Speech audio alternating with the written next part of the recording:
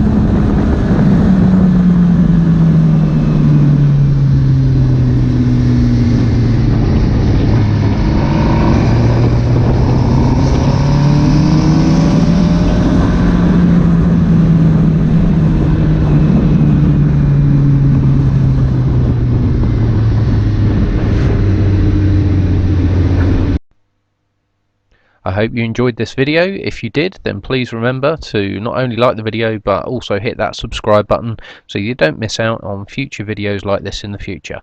Thanks again for watching, and see you again soon.